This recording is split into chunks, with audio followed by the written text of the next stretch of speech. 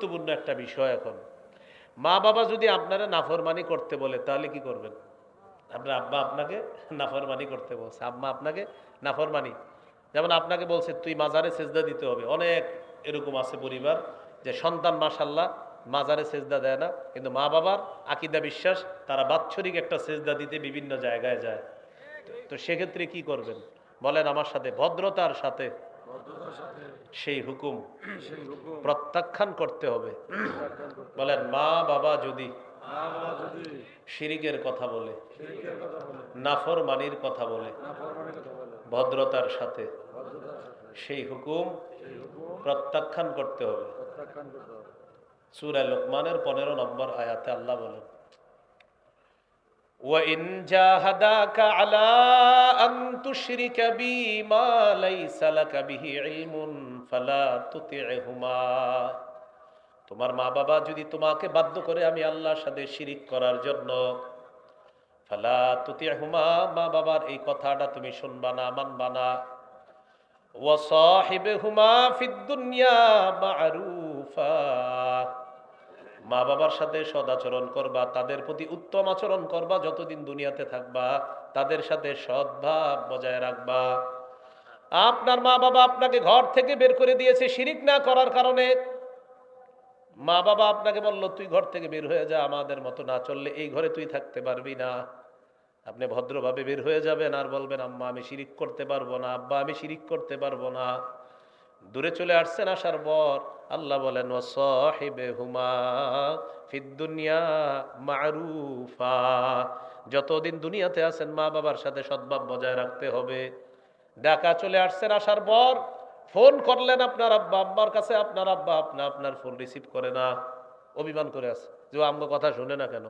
আত্মীয় স্বজনরে দিয়ে খোঁজ নিবেন, দেখো তো আম্মা খাইছে কিনা, আব্বা খাইছে কিনা, খোঁজ খবর নিতে হবে। ভাই বোনরে দিয়ে তাদের চাল ডাল পাঠায়া দেন। কোন মা বাবা? যেই মা বাবা আপনারা নাফরমানি করতে বলতেছে, তাদের এই কথা তো শুনবেন না ঠিকই, কিন্তু দূরে থাইকেও খোঁজ খবর নিবেন, আব্বা খেয়েছে কিনা, আম্মা খাইছে কিনা। অন্যদের মাধ্যমেও খোঁজ খবর নিবেন, চাল আছে ঘরে, ডাল আছে, খোঁজ খবর নিয়ে তাদের এই অন্ন বস্ত্র বাসস্থান স্বাস্থ্যের খোঁজ খবর আপনাকে রাখতে হবে। কি শিখলাম ভাই? নাফরমানির কথা বললে ভদ্রতার সাথে প্রত্যাখ্যান, কিন্তু তাদের সব খোঁজ খবর আপনি নিতে হবে, কারণ সে আপনার মা, সে আপনার বাবা, যদিও তারা নাফরমানি করে, কিন্তু আপনার তো বাবা, আপনার তো বাবা। এই জন্য তাদের কথা কিন্তু আপনার, যদিও তাদের এই কথাটা মানবেন না, কিন্তু তাদের সাথে সদ্ভাব বজায় রাখতে হবে। রসুল সাল্লাহ আলি সাল্লামের একজন সাহাবী সাদ রাদিয়াল্লাহু তাআলা, খুব সুন্দর ঘটনাটা শুনেন। এই সাদ রাদিয়াল্লাহু তাআলা আনহু মুসলমান হয়েছে, তার আম্মা তাকে বললেন তুমি যদি ইসলাম না ছাড়ো খবর আছে, ইসলাম ছেড়ে দাও। নাউজুবিল্লাহ বলেন। সন্তান রাজি না, আম্মা আমি পারবো না, ছাড়, না আম্মা আমি পারবো না। মা এবার শপথ করে ফেলছে, ওয়াল্লাহি লা আতআমু তাআমান ওয়ালা আশরাবু শারাবান হাত্তা আমুতা আও তাকফুরা বিমুহাম্মাদিন সাল্লাল্লাহু আলাইহি ওয়াসাল্লাম। মা তার সন্তানকে বলতেছে আমি কসম খেয়ে বললাম তুই যদি মোহাম্মদকে অস্বীকার না করস আমি খাবারও খাবো না, পানি পান করবো না। এতে যদি আমার মরণ হয়, আমি মারা যাব, তাহলে তোমার সামনে অপশন দুইটা। সন্তানকে বলতেছে, এক নাম্বার হয়তো না খেয়ে আমার মৃত্যু, দুই নাম্বার মোহাম্মদকে অস্বীকার করা। কোনটা চাও? নাউজুবিল্লাহ পড়েন। কি শর্ত দিয়ে দিছে মা! তাহলে বলেন ঈমান। মা বলেন একদিকে ঈমান, আরেক দিকে মা। বলেন কঠিন এক মুহূর্তে নবীর সাহাবী দাঁড়িয়ে আছে, মা বলতেছে আমি মারা যাবো, না খাইতে না খাইতে। এক অপশন। দ্বিতীয় অপশন, তুই মোহাম্মদ সাল্লাল্লাহু আলাইহি সাল্লামকে অস্বীকার করবি। তোর সামনে দুইটা অপশন। সন্তান পেরেশান, আম্মা না খাইলে তো মারা যাবে, আবার আমি নবীরে কিভাবে অস্বীকার করি? আল্লাহ তাআলা সূরা আনকাবুতের ৮ নম্বর আয়াত নাজিল করে সমাধান দিয়ে দিচ্ছে। সুবহানাল্লাহ। আল্লাহ বলেন وَإِنْ جَاهَدَاكَ لِتُشْرِكَ بِي مَا لَيْسَ لَكَ بِهِ عِلْمٌ فَلَا تُطِعْهُمَا। নবী আপনি আপনার সাহাবী সাদকে জানায় দেন, তোমার মা বাবা যদি আল্লাহর সাথে শিরিক করতে তোমাকে বাধ্য করে, মা বাবার এই কথাটা তোমার শোনার কোনো প্রয়োজন নাই, তাদের আনুগত্য করবা না। সাদ রাদিয়াল্লাহু তাআলা তার মাকে জানিয়ে দিলেন, আম্মা আপনি যদি 100 বার মৃত্যুবরণ করেন, আবার 100 বার জিন্দা হন, আবার মৃত্যুবরণ করেন, আপনি যতবার আমাকে নাফরমানি করতে বলবেন আর আমার নবীকে অস্বীকার করতে বলবেন, 100 বার যদি আপনি জীবন পান আর মৃত্যু হয়ে যায়, আপনি 100 বার জিন্দা হওয়ার পর, 100 বার মৃত্যুবরণ করার পর, 100 বার জিন্দা হওয়ার পরেও যদি বলেন আমি আমার নবীকে অস্বীকার করতে পারবো না। তবে আম্মা, আপনি আমার আম্মা তো, আপনি খান, আপনি পান করেন। মা বুঝতে পারছে না, ওরে তো মানানো যাবে না, পরে খাইছে, পরে খাইছে। আপনার মুহাদ্দিসিনে কেরাম লিখে দিছে যে পরে খাইছে, কারণ চিন্তা করছে না ও তো আসলে ছাড়বে না, তখন খেয়েছে। তো এখান থেকে আপনার গুরুত্বপূর্ণ অংশ শিখলাম, নাফরমানির মূলক কথা বললে ভদ্রতার সাথে এটা প্রত্যাখ্যান করা। কিন্তু আবার মা বাবা যেন আপনার অন্য দিক দিয়ে কষ্ট না পায়, খাদ্যের কষ্ট, বাসস্থানের কষ্ট, আপনার এগুলা যেন না পায়। আপনার মা বাবা যদি অমুসলিমও হয়, দূর থেকে খোঁজ খবর রাখতে হবে, আপনার আম্মা আব্বা খাইছে কিনা, স্বাস্থ্য ঠিক আছে কিনা, সেবার প্রয়োজন আছে কিনা, হসপিটালাইজড করতে হবে কিনা, সন্তান হিসাবে আপনি খোঁজ খবর রাখতে হবে। কেন? তারা আপনার মা বাবা। মা বাবা যদি অমুসলিম হয়, নাফরমান হয়, তাদের জন্য হেদায়েতের দোয়া করা। বলেন কি করা? হেদায়েতের দোয়া করা। সহিহ মুসলিমের বর্ণনা 2491 নম্বর হাদিস। এই হাদিসটি মন দিয়ে শুনেন। আবু হুরায়রা রাদিয়াল্লাহু তাআলা আনহু, তিনি মুসলমান হয়েছে, তার আম্মা মুশরিকা, মানে তার আম্মা মুসলমান হননি। আবু হুরায়রা রাদিয়াল্লাহু তাআলা আনহু বলেন, কুনতু আদউ উম্মি ইলাল ইসলাম ওয়া হিয়া মুশরিকা। আমার আম্মাকে আমি ইসলামের দাওয়াত দেই, আমার আম্মা হলেন মুশরিকা। নাউজুবিল্লাহ পড়েন। ফাতাবা আলাইয়া, আমার আম্মাকে আমি দাওয়াত দেই, আম্মা শুধু আমার দাওয়াত প্রত্যাখ্যান করে। দাউতুহা ইয়াওমান, আম্মাকে একদিন দাওয়াত দিলাম, ফাসমাতনি ফি রাসূলিল্লাহি সাল্লাল্লাহু আলাইহি ওয়াসাল্লাম মা আকরাহু। আমার আম্মা আমার নবীর শানে এমন উল্টাপাল্টা কথা বলে দিছে যে এগুলো আমার পছন্দ হয় নাই। বলেন আমার সাথে সবাই, নবীর শান বলেন সবচেয়ে উপরে। আবার মাখলুকের মধ্যে বলেন নবীর শান সবার উপরে, আল্লাহর পরে। তাহলে আল্লাহর পরে নবীর শান সবচেয়ে উপরে। এখন বলেন, নবীর শান বলতে গিয়ে নিজেদের থেকে বানিয়ে কিছু বলবো না, আবার বাদও দিব না। নবীজির শান বর্ণনা করতে গিয়ে নিজেরা বানায়া কিছু বলবো না। বলেন কেন না? কোরআন হাদিসে নবীজির যেই পরিমাণ শান বর্ণনা করা আছে, মরণ পর্যন্ত বর্ণনা করলেও শেষ হবে না। তাই বলা যায়, বলেন, যারা কিতাবাদি পড়ে না তারা বানিয়ে বানিয়ে, বলেন, মিথ্যা বলে মানুষকে নাচায়। কিতাবাদি পড়ে নবীর শান বর্ণনা করতে করতে আপনার জীবন শেষ হয়ে যাবে, এত বর্ণনা কোরআন হাদিসে আছে। এইগুলা বাদ দিয়ে কি করবে? উল্টা পাল্টা এমন এমন কথা বলবে, বইলা বলবে এগুলার কোনো দলিল লাগে না, প্রেম হলো বড় দলিল। সাবধান। রাসূলুল্লাহ সাল্লাল্লাহু আলাইহি সাল্লাম বলেছেন, আমার ব্যাপারে যদি কেউ মিথ্যা কথা বলে ও যেন তার ঠিকানাটা জাহান্নামে করে নেয়। তাহলে নবীর শান কি কোরআন হাদিসে কম না অনেক বেশি? বলে শেষ করা যাবে না। তাহলে উল্টা পাল্টা বলা যাবে না। আল্লাহ হেফাজত করেন। আমিন। আবু হুরায়রা রাদিয়াল্লাহু তাআলা আনহু বলেন, আমার আম্মা আমার নবীর শানে উল্টা পাল্টা কথা বলছে, যেটা আমার পছন্দ হয় নাই, তাই আমি নবীর কাছে আসলাম। আতাইতু রাসূলুল্লাহি সাল্লাল্লাহু আলাইহি ওয়াসাল্লাম ওয়া আনা আবকি, কান্না করতে করতে আমি আল্লাহর রাসূলের কাছে আসলাম। আসার পর নবীকে বললাম, ইয়া রাসূলুল্লাহ কুনতু আদউ উম্মি ইলাল ইসলাম।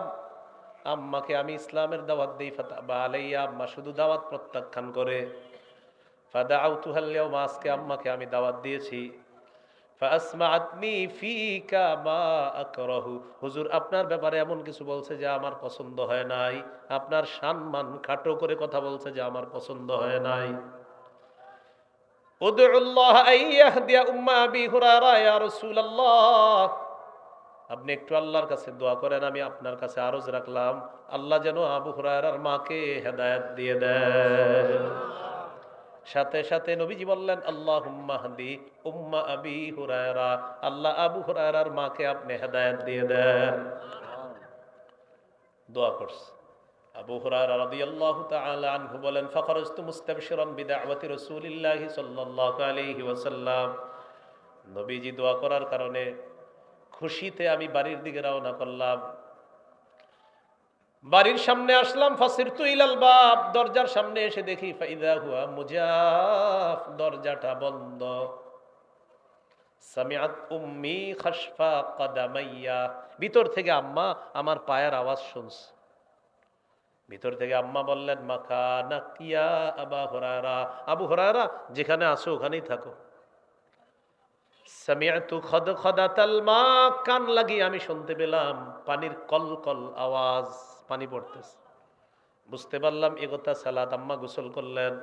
ওয়ালা বিসাদ্দির আহা, আম্মা চাদর পরিধান করলেন। ও আজিলাত আন খিমারিহা, মাথার চুলগুলা মুছতে মুছতে আম্মা আসলেন। ওয়া ফাতাহাতিল বাব, দরজাটা খুললেন। খোলার পর আম্মা বললেন, আশহাদু আল্লাহ ইলাহা ইল্লাল্লাহ ওয়া আশহাদু আন্না মুহাম্মাদান আবদুহু ওয়া রাসূলুহু। আবু হুরায়রা, এই মুহূর্তে আমি সাক্ষ্য দিলাম আল্লাহ ছাড়া কোনো ইলাহ নাই, আরো সাক্ষ্য দিলাম মুহাম্মদ সাল্লাল্লাহু আলাইহি ওয়াসাল্লাম আল্লাহর বান্দা এবং রাসূল। এই মুহূর্তে আমি একজন আত্মসমর্পণকারী মুসলমান হয়ে গেলাম। কি শিখলাম? সুবহানাল্লাহ বলছেন, ঠিক আছে, ঘটনা সুন্দর, এই জন্য সুবহানাল্লাহ। শিক্ষাটাকে, শিক্ষা হলো নাফরমান মা বাবার জন্য দোয়া করা। শিখতে হবে প্রতিটা এই জায়গায় কি শিক্ষাটা, নাফরমান মা বাবার জন্য দোয়া করা। তো আপনার আম্মা আম্মা একটু উল্টাপাল্টা কাজ করে হয়তো দোয়া করবেন, রাগ হবেন না, দোয়া করবেন, আল্লাহ আমার আম্মা তো, আল্লাহ আমি আমার এই মায়ের পেট থেকে আসছি, আল্লাহ আমার আম্মা এই নাফরমানি কাজটা করতেছে, আল্লাহ আম্মারে আপনি একটু হেদায়েত দান করেন, আম্মাকে ফিরিয়ে আনেন। আল্লাহ আমার আব্বা জন্মদানকারী, আমার পিতা, এই জন্মদানকারী পিতা উনিও একটা নাফরমানি করে, আল্লাহ আপনি আমার আব্বাকে ফিরিয়ে আনেন। চোখের পানি ছেড়ে ছেড়ে মা বাবার জন্য এইভাবে হেদায়েতের দোয়া করা যাবে তো ইনশাআল্লাহ? ইনশাআল্লাহ। এবার আমার সাথে একটু বলেন, যারা ছেলে আছি আমরা, বলেন দিনের বেলা বাবার সাথে যখন পথ চলবো, আমি পিছনে থাকব, বাবা সামনে থাকবে। রাতের বেলা যখন পথ চলবো, আমি সামনে থাকব, বাবা পিছনে থাকবে, যেন অন্ধকারে কোনো বিপদ আসলে আমি আগে মোকাবেলা করি, বাবা যেন নিরাপদ থাকে। বলেন এটা ভদ্রতা, এটা শিষ্টাচার, এটা আদব। এটা কি আদব? ওমর ইবনে যায়েদ রহমতুল্লাহ আলাইকে জিজ্ঞাসা করা হলো, কাইফা বিররু ইবনিকা বিকা, আচ্ছা আপনার ছেলে আপনার সাথে কেমন আচরণ করে? খুব মন দিয়ে শোনেন কি বলে। ওমর ইবনে যায়েদ বলেন, মা মাশাইতু নাহারান ইল্লা ওয়া হুয়া খালফি, আমি যখন দিনের বেলা পথ চলি আমার সন্তান, আমার ছেলেটা আমার পিছনে থাকে। ওয়ালা মাশাইতু লাইলান ইল্লা মাশা আমামি, রাতের বেলা যখন আমি রাস্তায় হাঁটি আমার ছেলেটা আমার সামনে হাঁটে। দিনের বেলা যখন আমি পথ চলি আমার ছেলে আমার পিছনে থাকে। রাতে যখন আমি পথ চলি আমার ছেলে আমার সামনে থাকে। বাবা যাদের আছে এই শ্রেষ্ঠ নিয়ামত কদর করেন। মা বাবা যাদের আছে, চলে গেলে বুঝতে পারবেন কি ভয়ঙ্কর অবস্থা।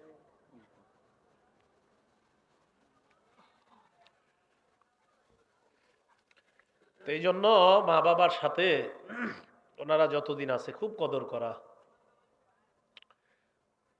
এরপরে ওমর ইবনে যায়েদ বলেন, ওয়ালা রাকিয়া সাকফান ওয়া আনা তাহতাহু, আমি যখন নিচে থাকতাম আমার ছেলে কখনো ছাদে ওঠে না। বাবা নিচে, আমি কিভাবে ছাদে উঠি?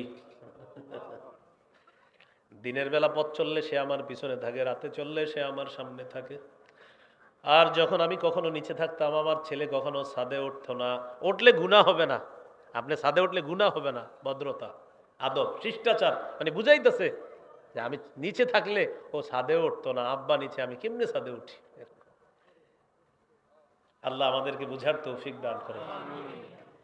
এই জন্য আবু হুরায়রা রাদিয়াল্লাহু তাআলা দুনিয়ার সমস্ত সন্তানদেরকে বলছেন, লা তুসাম্মিহি বিইসমিহি, বাবার নাম ধরে কখনো ডাকবা না। ওয়ালা তামশি আমামা, বাবার সামনে কখনো হাঁটবা না। ওয়ালা তাজলিস ক্বাবলা, তুমি কখনো বাবার সামনে বসবা না, পিছনে পিছনে বসবা, বাবা যেন সামনে বসে। আল্লাহ কথাগুলা মনে রাখার তৌফিক দান করেন। মনে থাকবেন ইনশাআল্লাহ। এবার আমার সাথে বলেন, বাবা মাকে গালি খাওয়াবো না। বাবা মাকে গালি খাওয়াবো না। সহিহ বুখারীর বর্ণনা 5973 নম্বর হাদিসের বর্ণনায় হাদিসে আসছে, রাসূলুল্লাহ সাল্লাল্লাহু আলাইহি সাল্লাম বলেন, অনেক সন্তান তার মা বাবাকে অভিশাপ দেয়। সাহাবীরা বললেন, ইয়া রাসূলুল্লাহ কাইফা ইয়ালানুর রাজুলু আবা, হুজুর কিভাবে একজন সন্তান তার মা বাবাকে অভিশাপ দেয়, আপনার কাছে জানতে চাই। নবীজি বলেন, ইয়াসুব্বুর রাজুলু আবার রাজুল ফায়াসুব্বু আবাহু ওয়া উম্মা, মানুষ অন্যের মা বাবাকে গালি দেয়, পাল্টা ওই ব্যক্তি তার মা বাবাকে গালি দেয়। আমি একজনের মা বাবাকে গালি দিলাম, পাল্টা সে আমার মা বাবাকে গালি দিস। নবীজি বললেন, এর মানে তুমি তোমার মা বাবাকে গালি খাওয়াইলা। তো এটাও করব না। তো চলার পথে আমরা কি করি, একজন আরেকজনে বিশ্রী বিশ্রী শব্দ বলে ফেলি। এখন বিশ্রী শব্দ বলাটা আপনার মডার্ন হয়ে গেছে, মানে বিশ্রী শব্দে উচ্চারণ করা, বন্ধুদের সাথে বিশ্রী শব্দ উচ্চারণ করা, এটা নাকি একটা ফ্যাশনের মতো, মানে এর বাচ্চা অমুকের বাচ্চা তমুকের বাচ্চা বলা, এটা ফ্যাশন হয়, মানে এটার গালি মনে করতেছে না। নাউজুবিল্লাহ পড়েন। তাহলে আমরা মা বাবাকে গালি খাওয়াবো না, ঠিক আছে তো ইনশাআল্লাহ। এইগুলো 23-24 নম্বর আয়াত। 25 নম্বর আয়াতে আল্লাহ বলেন, রব্বুকুম আ'লামু বিমা ফি নুফুসিকুম, তোমাদের মনে কি আছে এটা তোমাদের রব অধিক অবগত। উদ্দেশ্য হলো আপনার মনটা ভালো, মা বাবার প্রতি আপনার কোনো খারাপই নাই মনের মধ্যে, এরপরেও মানুষ হিসাবে মুখ দিয়ে দুই একটা উল্টাপাল্টা শব্দ হয়তো কখনো অনিচ্ছায় বের হয়ে গেছে, আল্লাহ বলেন আমার কাছে তওবা করো, বেশি বেশি তওবা করো। ইন তাকুনু সলিহিনা ফাইন্নাহু কানা লিল আওয়াবিনা গফুরা, যদি তোমরা সৎ হও তাহলে মনে রাখবা অধিক তওবাকারী বান্দাদের জন্য আল্লাহ ক্ষমাশীল, আল্লাহ ক্ষমাশীল।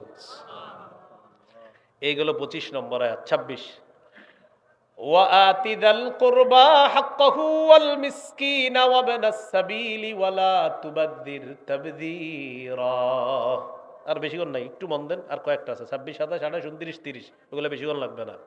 26 নম্বর আয়াত আছে, ওয়াআতি যাল কুরবা, নিকটাত্মীয়কে তার হক আদায় করো, ওয়াল মিসকিনা, মিসকিনকে হক দিয়ে দাও, ওয়াবনাস সাবিল, পথিককে তার হক দিয়ে দাও, ওয়ালা তুবাদদির তাবদীরা, অপচয় করবা না।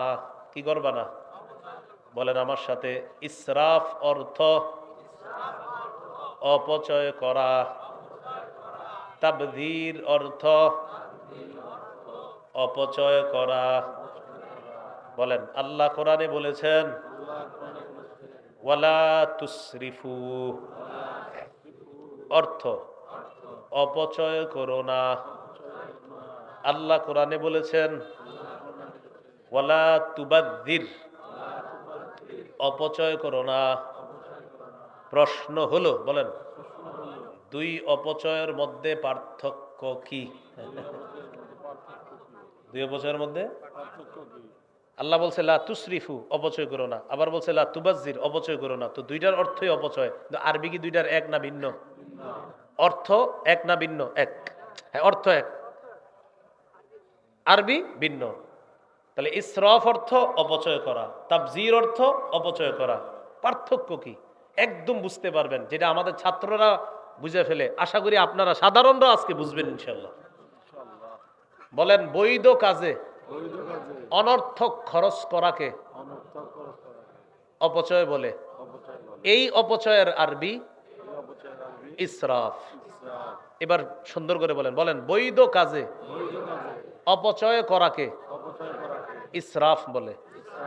তাহলে বৈধ কাজের অপচয়ের আরবি হলো ইসরাফ। এখান থেকে ওয়ালা তুসরিফু, তোমরা অপচয় করো না। তাহলে কি হবে?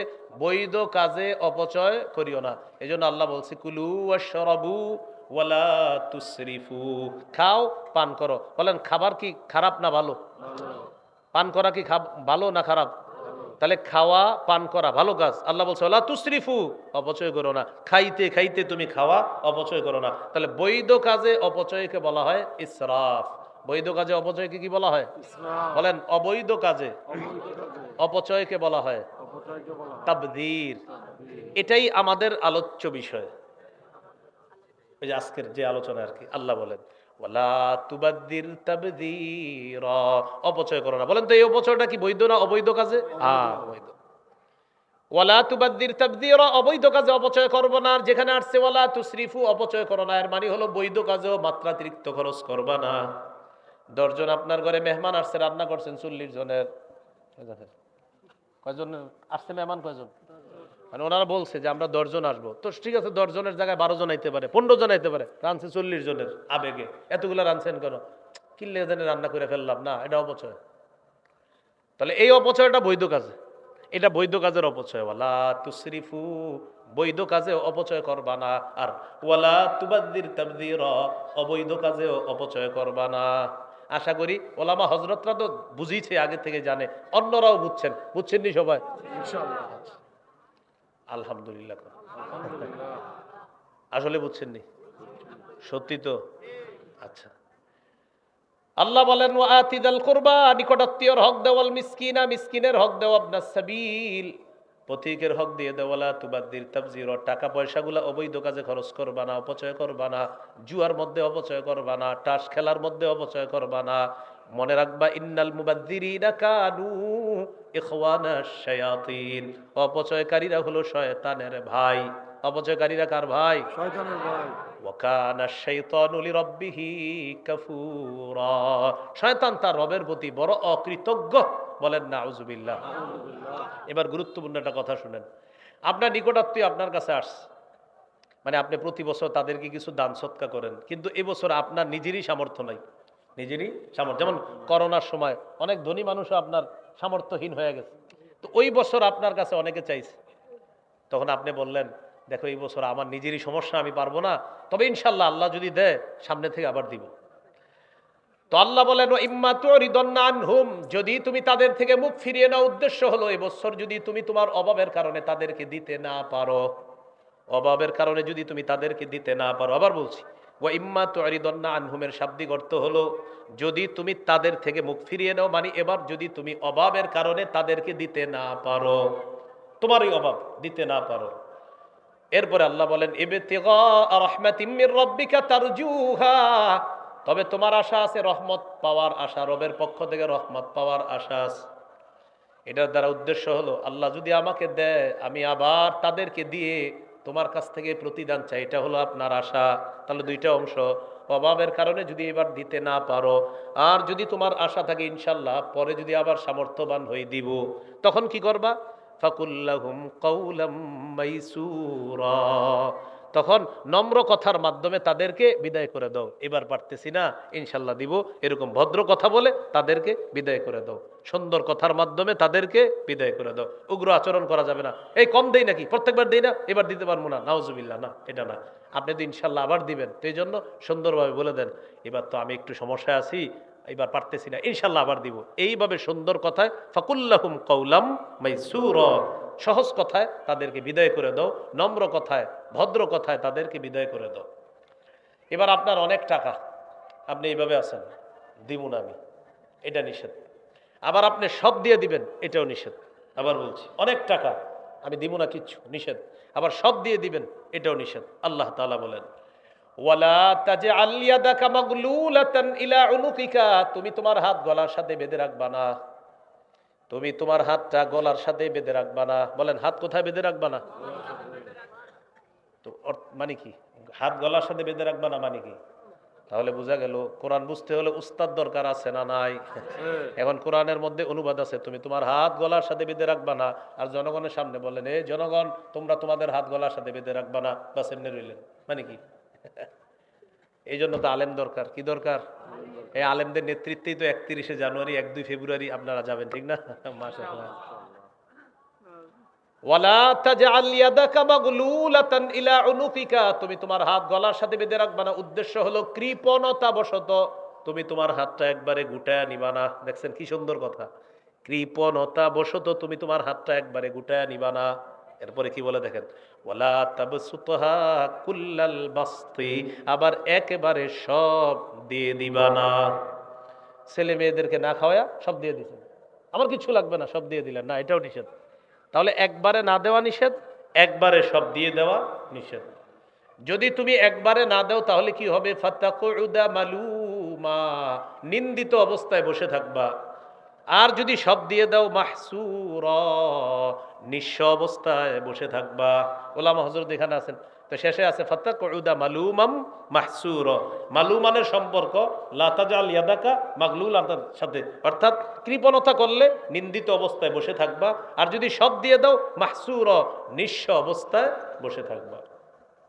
সর্বশেষ আয়াত 30 নম্বর আয়াত, ইন্না রাব্বাকা ইয়াবসুতুর রিজকা লিমান ইয়াশাউ ওয়া ইয়াকদির। নিশ্চয় আপনার রব যাকে ইচ্ছা তাকে প্রচুর দান করেন, আর যার জন্য ইচ্ছা তার জন্য সংকুচিত করে দেন। বলেন দেয় কে? আল্লাহ। আবার একজনকে কম দেয় কে? আল্লাহ। একজনের 1 লক্ষ টাকা বেতন, আপনার 10,000 বেতন, এই উভয়টা কার ফয়সালা? আল্লাহ। আল্লাহর ফয়সালাটা মেনে নিয়েন। তবে এটা নিশ্চিত থাকেন, আপনার যে রিজিকটা বরাদ্দ আছে আল্লাহর পক্ষ থেকে, আপনি এটা না পায়া মরবেন না, এটা নিশ্চিত থাকবেন। আপনার যে বরাদ্দ রিজিকটা আছে এটা আপনাকে আল্লাহ দিবেই মরার আগে। হ্যাঁ, আপনি চেষ্টা চালায়া যান, চেষ্টা চালায়া যান, বৈধ পন্থায় চেষ্টা চালায়া যান। এই বৈধ পন্থায় হালাল রিজিকটা আল্লাহ মরার আগে আপনাকে দিবিনই দিবে, এর আগে আপনার মরণ হবে না। এরপরে আল্লাহ বলেন ইন্নাহু কানা বিইবাদিহি খাবীরাম বাসীরা।